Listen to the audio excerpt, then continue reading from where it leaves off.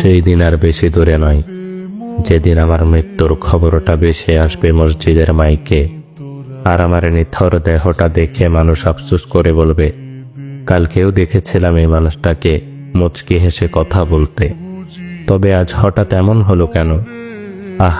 মানুষটা বড্ড ভালো ছিল।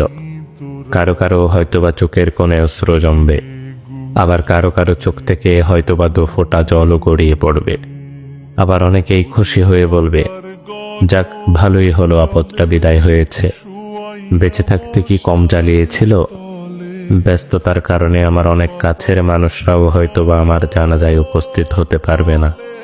আবার অনেক দূরের মানুষও শত ব্যস্ততার মাঝেও ছুটে আসবে আমাকে শেষবারের মতো বিদায় দিবে বলে।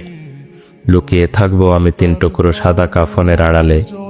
কেউ কেউ ছুটে আসবে আমাকে শেষবারের মতো একটুখানি দেখবে বলে। আবার কেউ কেউ আমার মৃত্যুর সংবাদ শুনে দোয়া পড়াটাও প্রয়োজন বোধ মনে করবে না। সেই দিন আমার পাশে থাকা ছোট্টকাল থেকে আমায় আদর যত্নে বড় করে তোলা প্রিয় মানুষগুলো বলবে, লাশ বেশি সময় ধরে ঘরে রাখতে নেই, তাড়াতাড়ি নিয়ে চলো। দাফন কার্যে অত বেশি দেরি করতে নেই।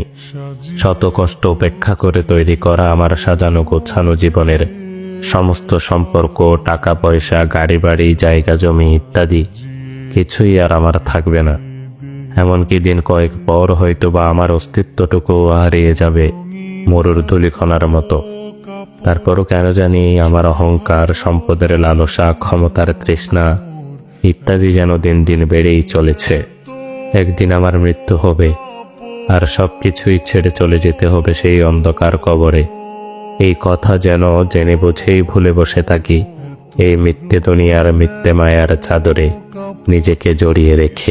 ভালো লাগে না মোর সাদা কাপড়, সাদা কাপড়, সাদা কাপড়।